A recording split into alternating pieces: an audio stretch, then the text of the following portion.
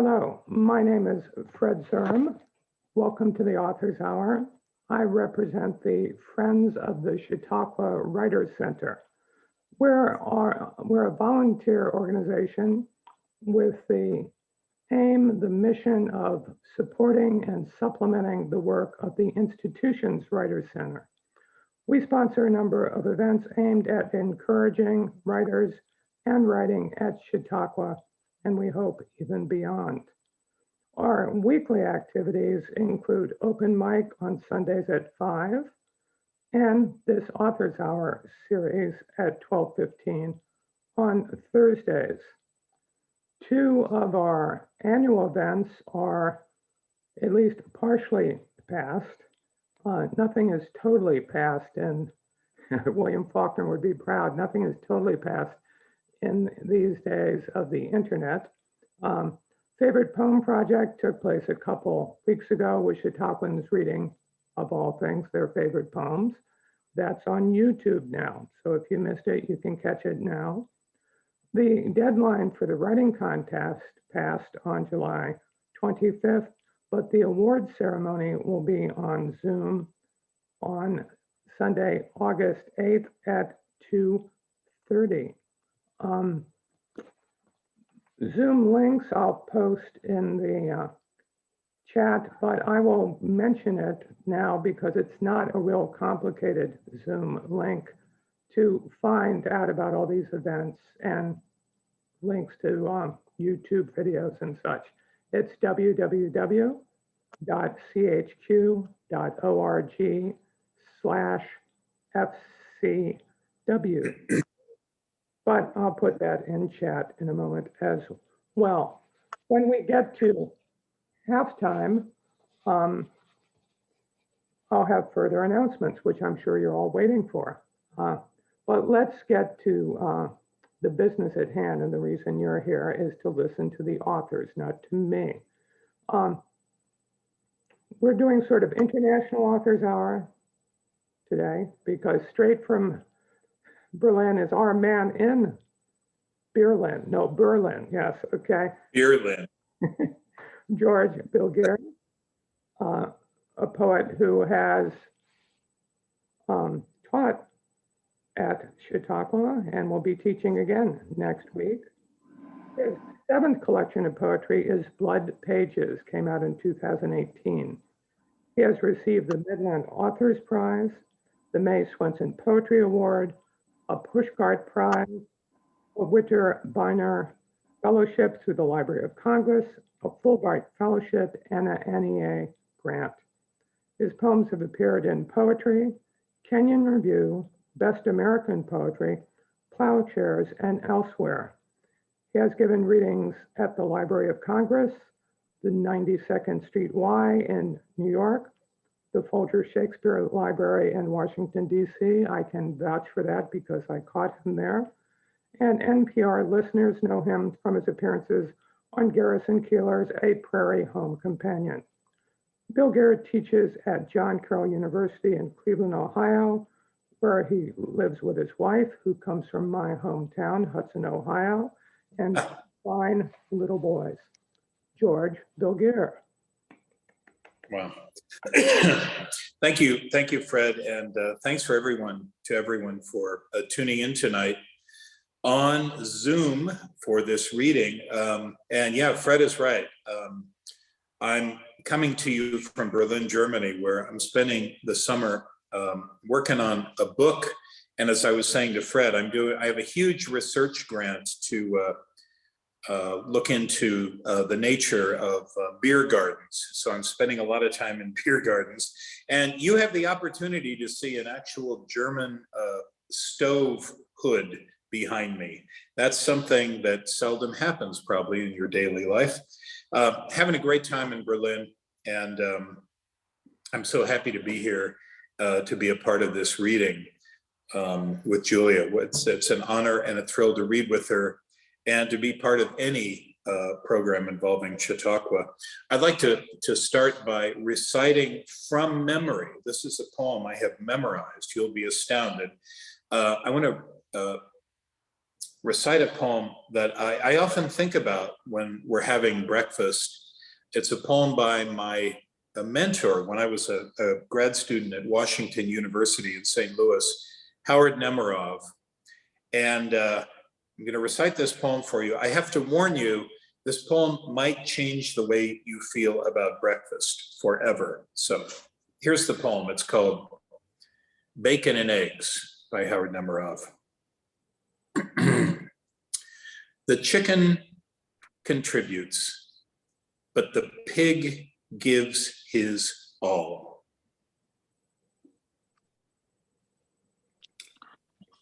It's a poem worth thinking about every time, the next time you order the breakfast special.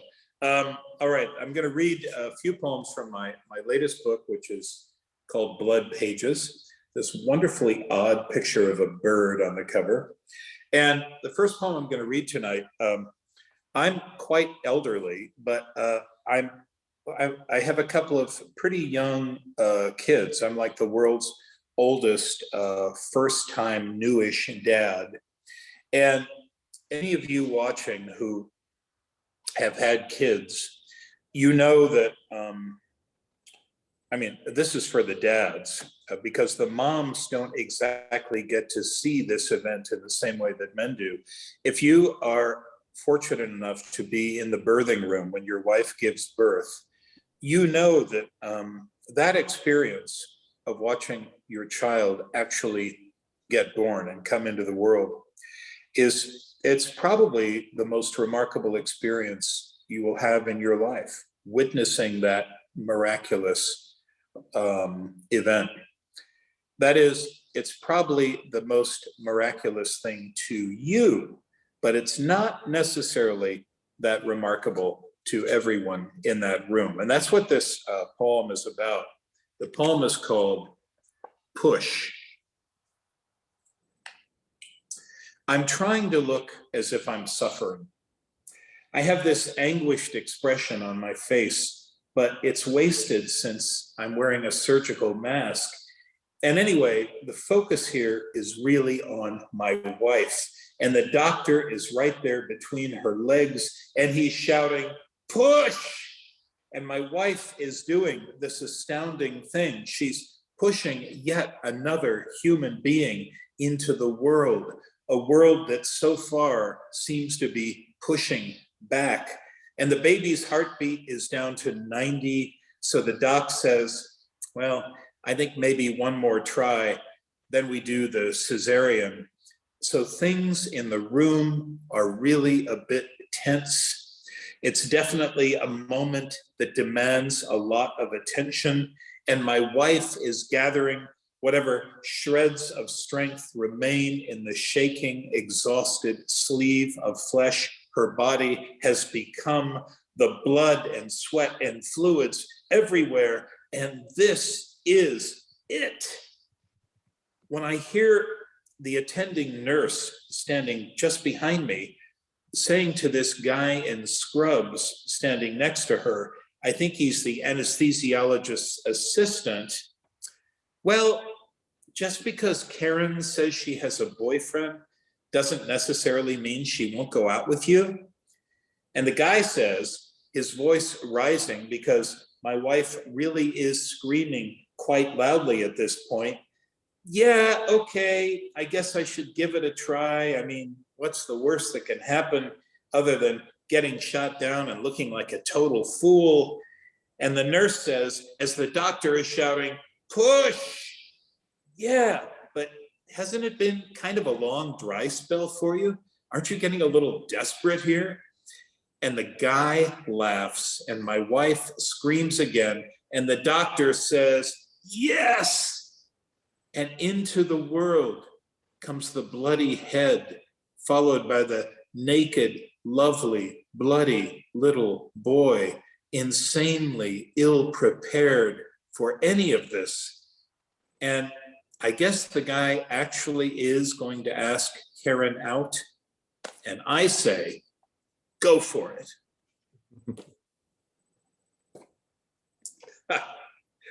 All right. I hope it works out for the two of them. I really do. So here's a poem. I've never read this poem before. I decided for the reading tonight, I'd read some poems from this book that I hadn't read before, just to kind of try them out. This poem comes out of something in the neighborhood I live in Cleveland, would see every night for the whole summer, a couple of summers ago. The poem is called Void Unfilled. Void Unfilled. I walk past Erin's house at dusk, and there she is at her kitchen table, working on her book about the Reformation. She needs to finish it if she wants to get tenure, but it's slow going because being a single mom is very difficult. What with childcare and cooking dinner and going in to teach her courses on the Reformation, which I can see her writing about right now. Her face attractive yet harried in the glow of her laptop as she searches for le mot juste. Meanwhile, Andrew, her 9-year-old son, shoots forlorn baskets in the driveway under the fatherless hoop bolted to the garage by the father now remarried and living in Dayton, as Andrew makes a move, a crossover dribble against the ghost father guarding him, just as I did when I was 9, my daddy so immensely dead, my mother inside looking harried and scared, studying thick, frightening books for her realtor's exam. And although I hardly know Erin, I feel I should walk up, knock on her door, and when she opens it, looking harried, apologizing for the mess, ask her to marry me. And she will smile with relief and say, yes, of course, what took you so long? And she'll finish her chapter on the Reformation and start frying up some pork chops for us as I walk out to the driveway and exorcise the ghost father with my amazing Larry Bird jump shot. And tomorrow I'll mow the lawn and maybe build a birdhouse with the power tools slumbering on the basement workbench where the ghost father left them on his way to Dayton. I will fill the void, having left voids of my own, except that my own wife and son are waiting down the street for me to come home for dinner. And so I just walk on by, leaving the void unfilled as Erin brushes her hair from her face and types out a further contribution to the body of scholarship concerning the Reformation, and Andrew sinks a long, beautiful jump shot in the gloom.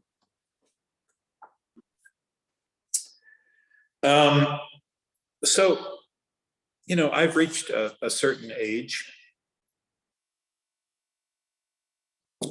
and after you've reached a certain age, you feel, I've done some things pretty well in my life, and I have some accomplishments and achievements that I'm pretty proud of, and I feel like I've done okay. I've done okay for myself. And you build up this kind of thing called ego and self-confidence.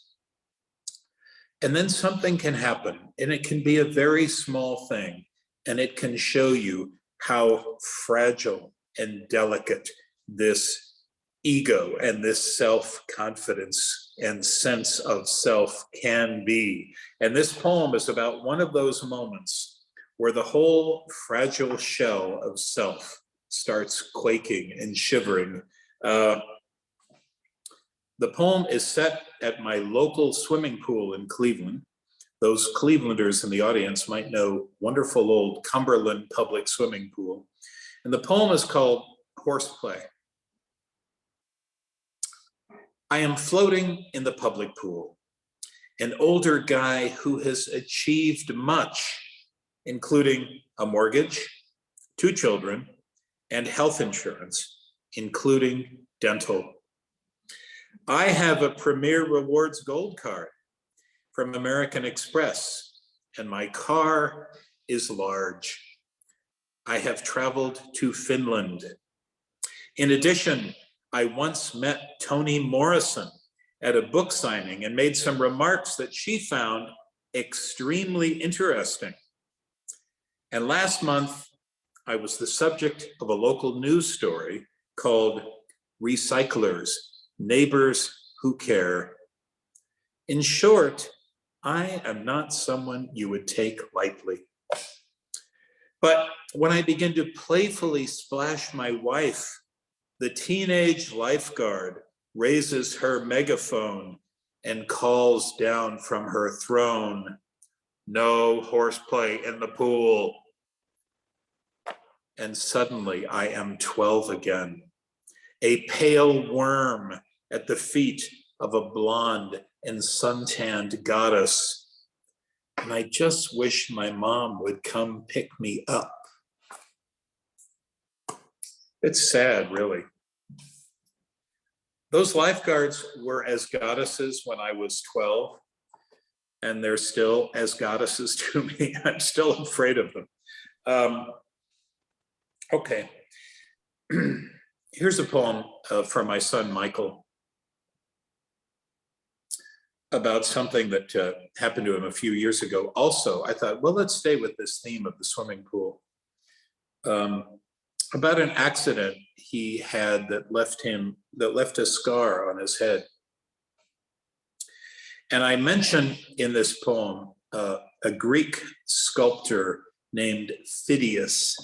And this sculptor was known for the extreme delicacy and detail of his busts, especially of the human head, how delicately he captured the fragility of the human head, cranium, and skull. The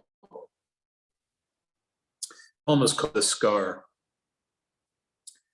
My son slipped on the ladder to the pool and smacked his head, blood pouring down his small shoulders, the doctor stitching him whole.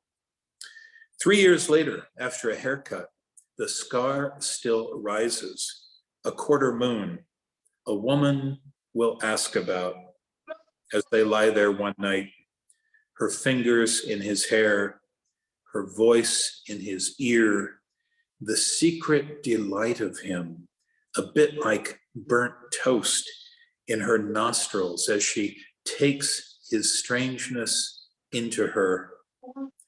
What she won't know is how the frail Phidian skull I held that day in my hands resounded on the hot concrete. It echoed all summer, less like an egg cracking in a bowl or a world breaking than the wild beating of love against my heart. Dear girl who will one day win him, that part of the boy is mine.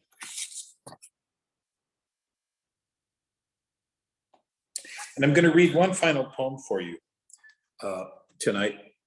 And the poem is about my mother, dedicated to my mom, who for much of her life as a mom was a single mother and working through all the challenges that involves. And the poem is called Schwinn. And any of you who had a Schwinn bicycle when you were a kid know just what I'm talking about. Here's a poem called Schwinn from my mother.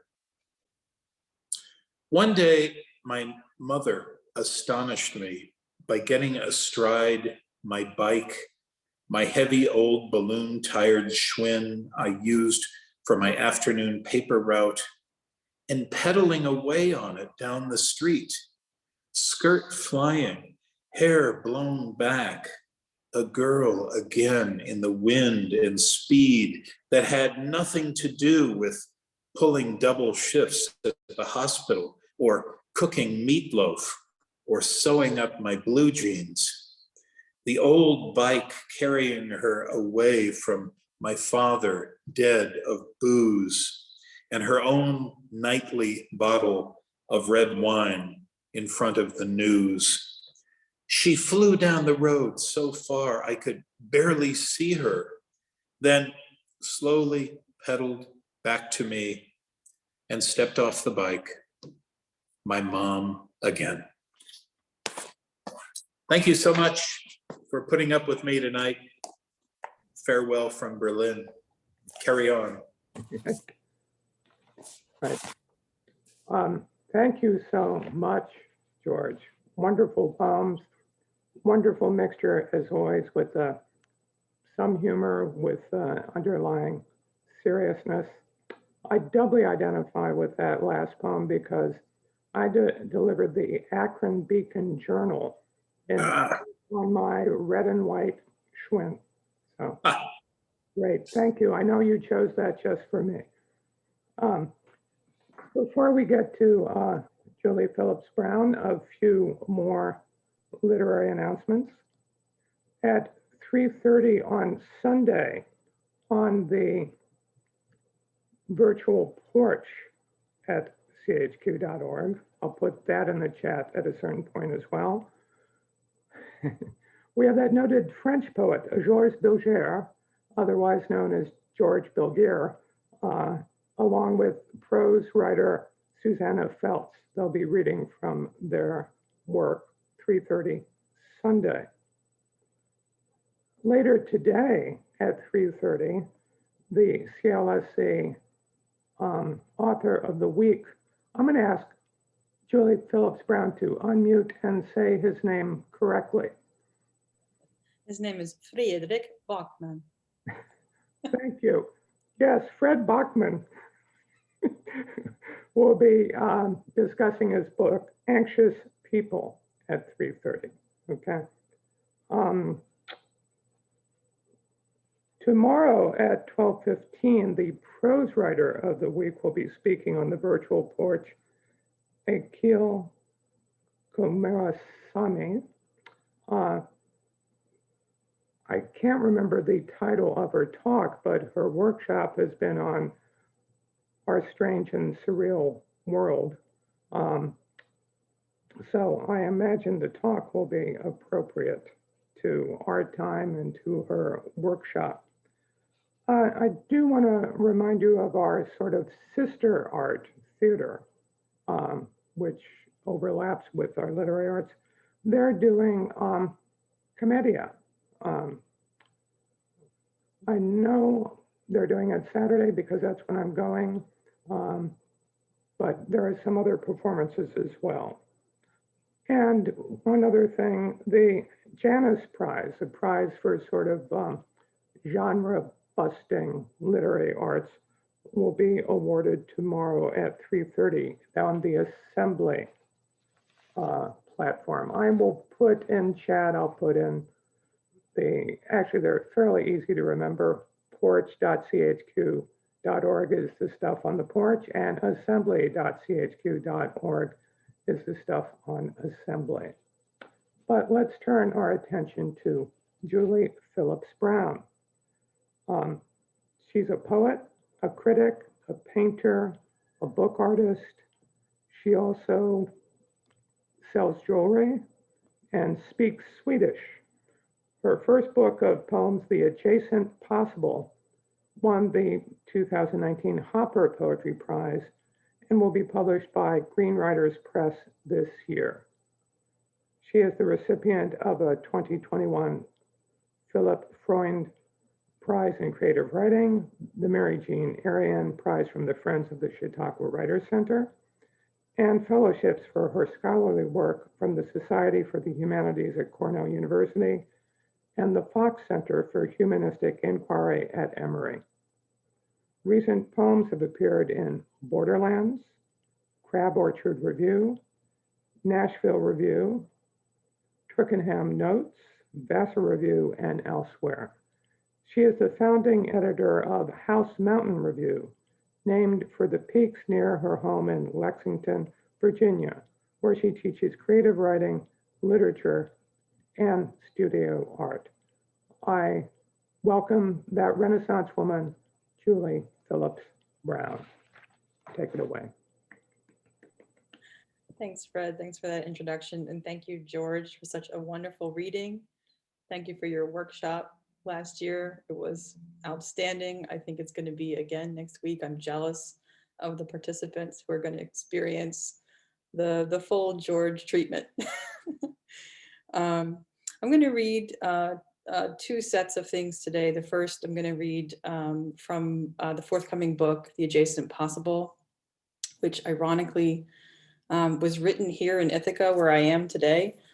I'll just describe the book briefly. It is, it's arranged seasonally and starts in winter and then proceeds through, the seasonal movements. It's a book of hybrid forms. It contains haibun, tanka, renga, and other forms. So they have a sort of a visual inscription on the page.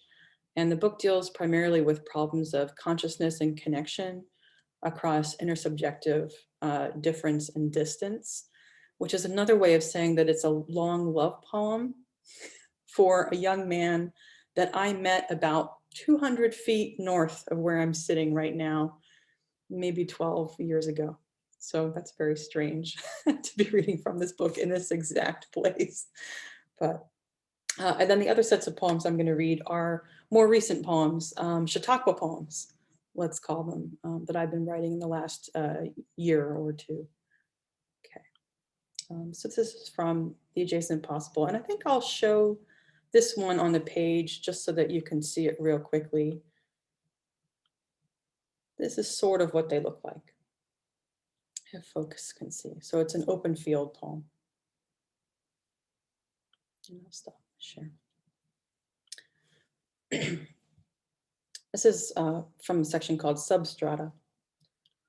Whole fields curved to the sway of if, unwritten as it is, indeterminate, interminate, without hints, without hue, white, without I, without you, without, and yes to is, to does, yes to and, or, alternatively to or, yes to winter fruit and other nouns, to adjectival, adverbial rongers, and these flurried noises, yes, voices scrattle in the white cacophony of if, fully luminous. And then this is from Winter, which is the first section in the book. And I should say also that these are landscape poems. They're written plein air, so out in the field and on the inlet in Ithaca. So maybe about a 5-minute, trek in that direction behind me. Morning.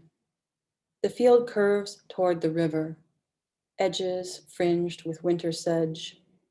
Wind grazes an undulation of white hills. Waves of grasses stand as antennae, cast wide, the prescient crackle. The cold air blazes on. Freighters haze over backs of hills, horns sounding down through the valley. The hills course, wake with industry, moat and floss upon a dazzled iris, heron in the reeds. Jet streak streams, white rough across a canopy of downed silt. Snowdraft slows in untraceable directions, blooms in pale opulence. On the banks, particulars accrete, make a white. Houses crowd the hills and pine brush.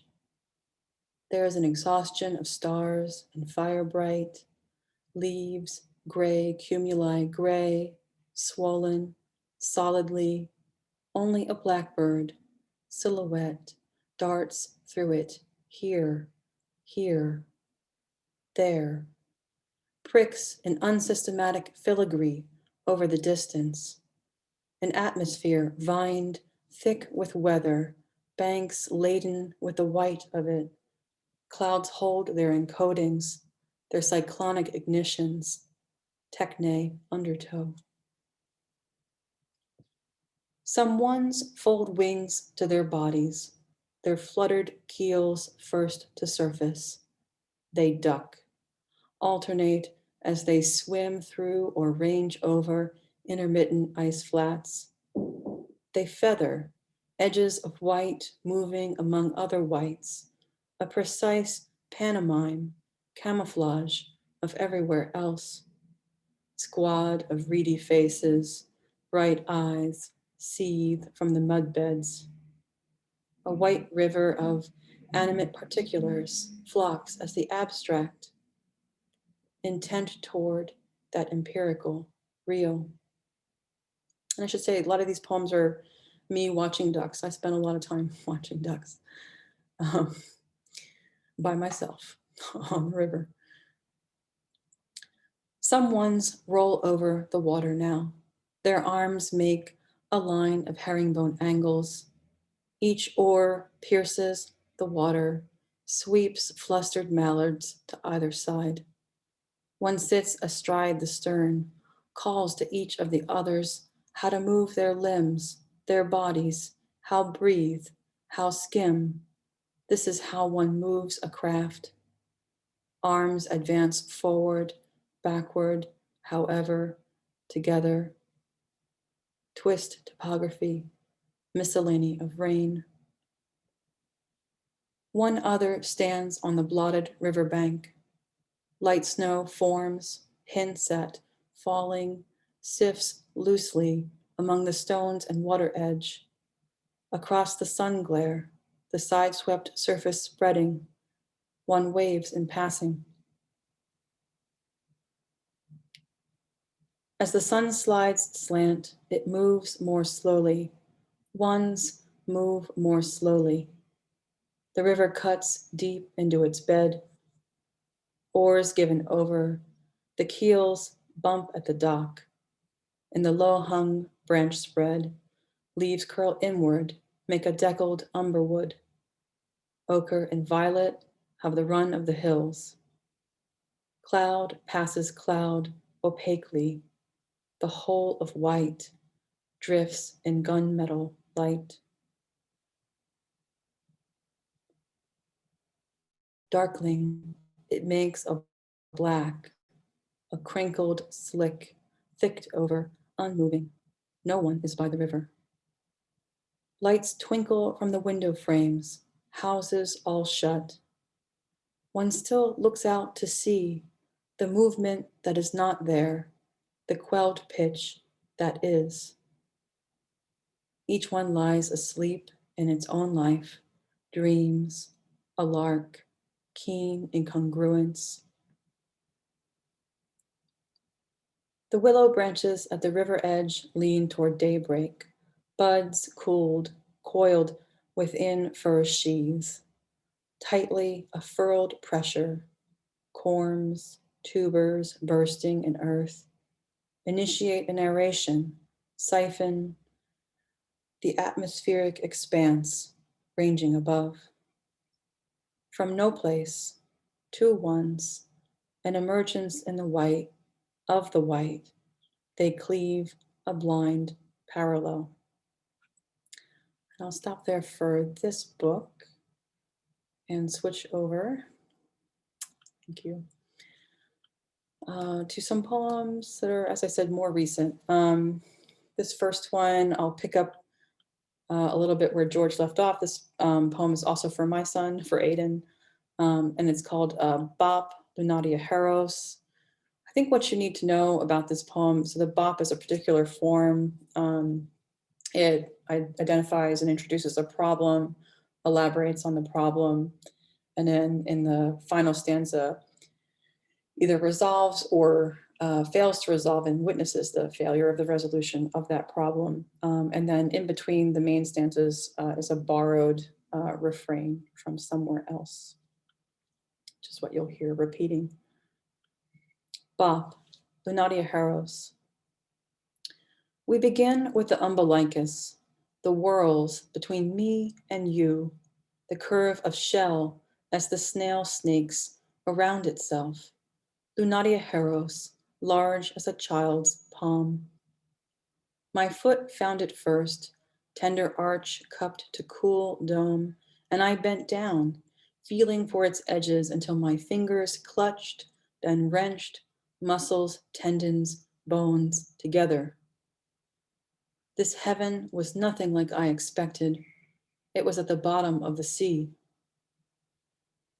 Lunari Heros, I held you, the moon in my palm, as I hold your child's face now, your eyes lucent, as the first time you held your face too close to mine and thought to kiss your mama. I lost you, Lunaria Heros, the way most children do. We sold that house, all our belongings put away, and somewhere I must have left you.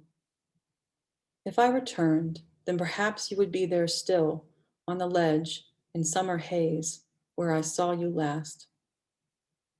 This heaven was nothing like I expected. It was at the bottom of the sea. It may be you are my North Star, my sun, my northern moon snail shell. Here we are now, our eyes primordial mirrors to share the stolen light between us. But I still want her, Lunaria Heros, and my mother's song at dawn, the open window, father undone with laughter and brother burbling. I want to go back, my child's heart. I would give it to you, this heaven at the bottom of the sea. And then some other poems, some other strange, strange sort of landscapey poems. This one is called River. I'll just show it to you quickly so you can see it. That is River.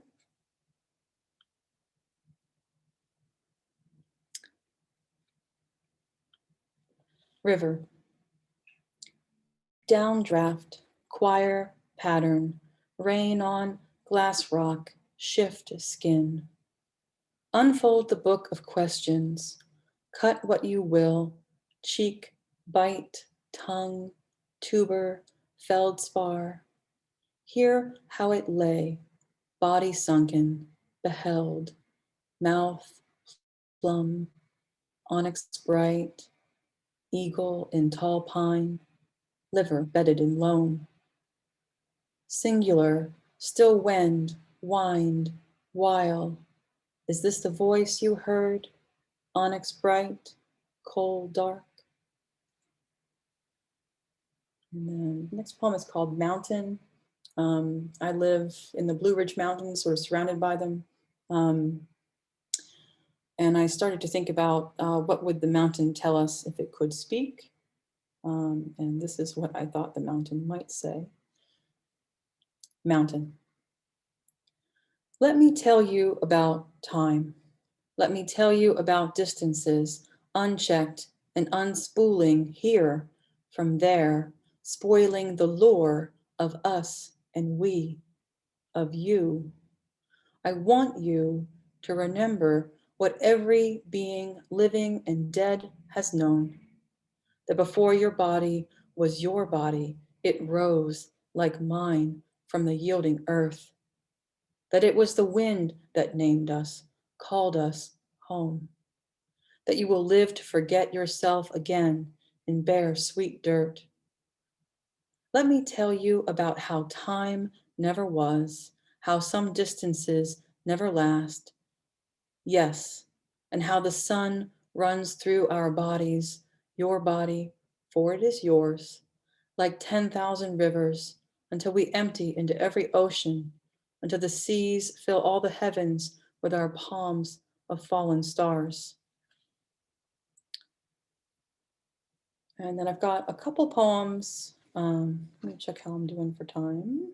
Okay. I've got a couple of poems that are for Matthias Felina from my Chautauqua workshop with him last summer. Matthias, among other things, is the proprietor of the Dream Delivery Service. So if you sign up with him, he will deliver a month's worth of dream poems to you. If he's in your city, he'll do it on bike. If he's not in your city, he will mail them to you. And one day he very kindly sent me some dream poems. And so I wrote a couple of poems back to him using 21% of his words from his dreams. I don't know why. This first one is called Portal.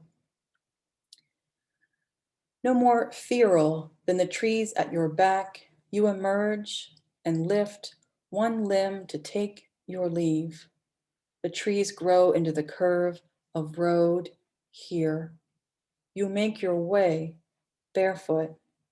You cannot tell if they are evergreen, whether leaves or needles, tangled long and wet with grass. Wind flings the whole white, silvery shiver of the wood. You come to what feels like a full stop. Tip your ear to the howl, its open mouth. Now count these peerless eyes in the widening dark. There are too many fields and no way across. The sky gives no direction, no sign that any part of heaven has seen you. Well, you say, that must be the way the moon fell. What a small sacrifice for any of us. And sandwiched in between the two Matthias poems is one called Moon Says. So I just want to read it, and I do want to show it too, just so you have a sense of what it looks like on the page. The visual presentation is important. This is Moon Says. So when I wrote this poem, I think of the poet as somewhere down here, and the moon is somewhere up here. Okay. Moon says. Moon says, greetings, poet. Welcome to my moon talk. This lesson, though not exactly for you, my audience is electromagnetic, a field of dust, the plasma of solar stuff, can teach you something about your own place in the cosmological clutch of all small things. Let me for a moment be a mirror. Stop somewhere beneath me. Crane your neck skyward the way your kind does.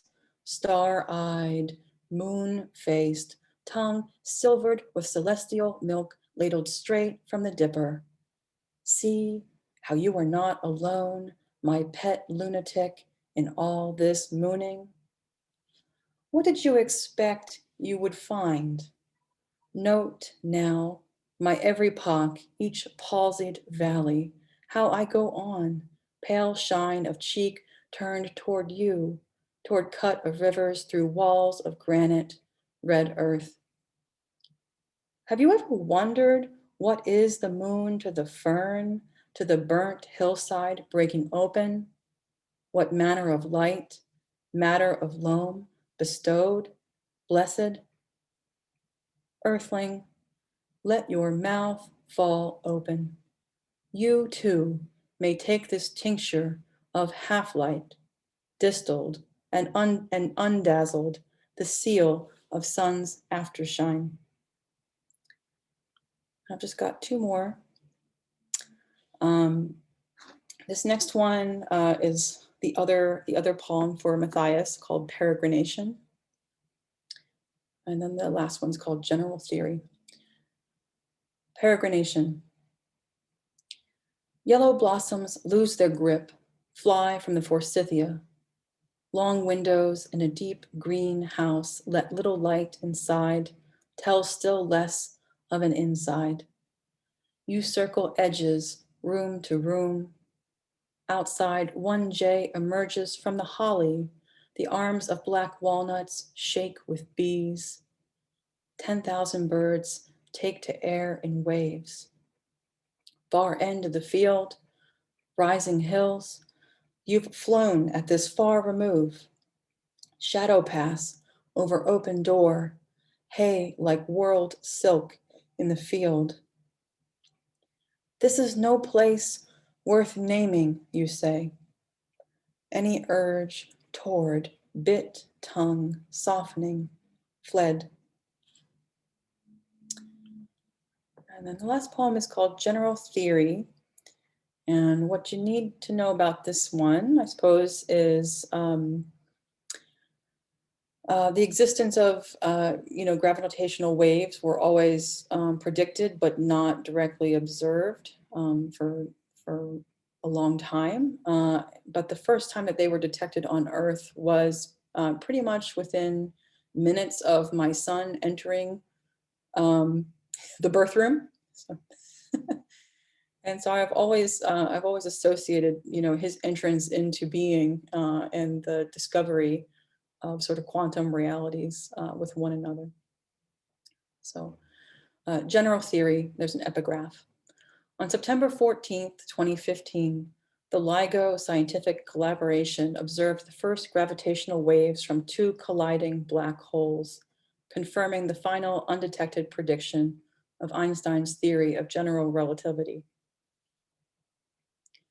Poincaré first predicted in 1905 the existence of gravitational waves, their radiant curve of space-time, how skin, muscle echo sinew, bone. Then again, Einstein in 1916, little theory of our world, its gravity. And 1 billion years before all this, though before is a misnomer, years a thermodynamic accident, two black holes fell together, bodiless to bodiless dark. The hour of your birth, their wedded song arrived on earth, our human ear tipped toward cosmic pulse, the sonographer's song. Little theory, this heart the size of an American black walnut. I plucked you from darkness, tucked you in my own lightless body. I hope you will forgive this wanting for you. Years later, though later may be a misnomer too, the only way we have of knowing time. You tell me how long you expect you will love me. Until the last number, you say. Now I am already counting the spill of integers, wondering when it became thinkable, how even our universe will pull itself apart. Thank you.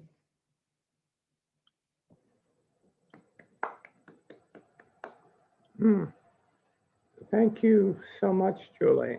I don't know if I quite have a handle on it, but how you combine concepts, so brain, and painterly detail, that's the eye, and poetic sounds, that's the ear. So you have at least those three things going for your poetry. It's great. Thank you, Fred. Great, great.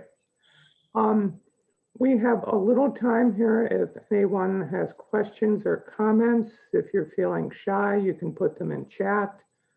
If you're feeling bolder, you can wave your hand and get called on. If you're feeling even bolder, you can just unmute and blurt out a question or a comment.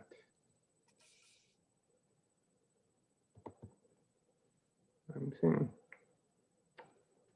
I agree, Carol. Wonderful readings.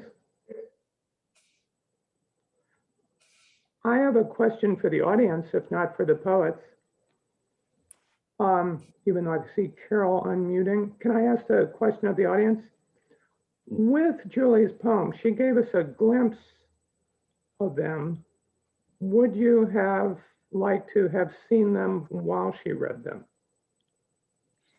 For me, yes, I would have, because even though the sound of the breath would indicate beginnings and endings of lines, they are so ethereal that it was a little hard for me to hang on to one image into the next one. And I think I would appreciate being able to read them as well as hearing them.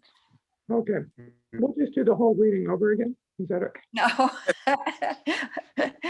I wouldn't force her into that, but it might be helpful because they're very, very lyrical and open.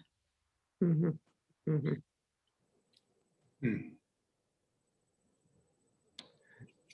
Any other responses to that or any other questions or comments from people? Well, you know what? I really enjoyed the yin and the yang of the readings today, because George's are really so very different from Julie's poems, at least the ones that were read today. And so I feel really fed all the way around. Nice. I just want to say poems. Well, and Fred, I'd like to add. So Julie and I were in this workshop that I taught last spring, and I never really got to hear her read her poems. And looking at one person's poem for 5 minutes doesn't really show you much about that poet. But having a chance to hear a whole collection of poems over 20 minutes or so, it was really thrilling, Julie, to hear those poems. And your wonderfully weird comments like, I like to spend time looking at ducks alone. Yeah, that's the kind of nutty thing that poets do, out of which comes poetry. So, and my God, that last poem, linking Einstein's theory of general relativity to, as I hear the poem, a child's notion of time, was just tremendously moving to me. So thank you for that poem. Thank you so much. Thanks for making me feel a little bit more normal about my duck gazing. Well, I'm not saying you're normal. I'm just saying I like to. Within the universe of poets, so, par for the course. Poet is the opposite of normal. I was just really struck, you know, that last poem, when I wrote it and when I read it, I'm always thinking, of course, about the birthing room, though.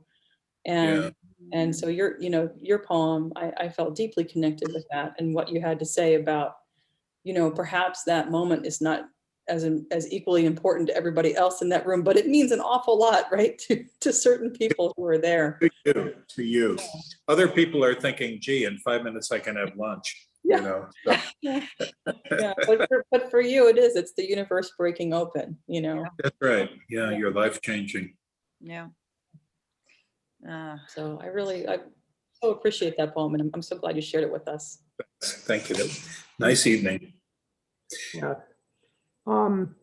Any other comments or questions? George, you keep saying evening, and we're here at Oh, I'm sorry. 1 o'clock. Keep forgetting. It's all relative. Yeah, the sun is going down. It's getting late in Germany. Oh. So, Right. is it still raining there? It's a No, it stopped. bit of a It's got really dark all of a sudden. So we're in sync. Thank you, everybody. It was nice hearing your poem. Thank you. Thanks for coming, Amanda. Let's give George and Julie, you can even unmute if you want to give them some applause and applause. That'd be great. Yes. Thank you. Whoa. Nice to see you. Now, I want to remind you that this is an ongoing series, that next week we'll be having two very autobiographical writers. Herb Kaiser, if you're a Chautauquan, you may know him as the lemon tart guy. Yeah. Oh, yeah.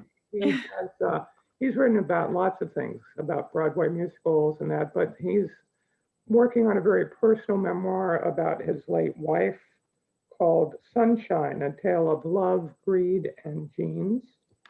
And Marjorie Warner, who is a plain-spoken, she calls herself a farm girl, but very powerful poet, reading mostly from her book, Sparks in the Dark. That'll be 12:15.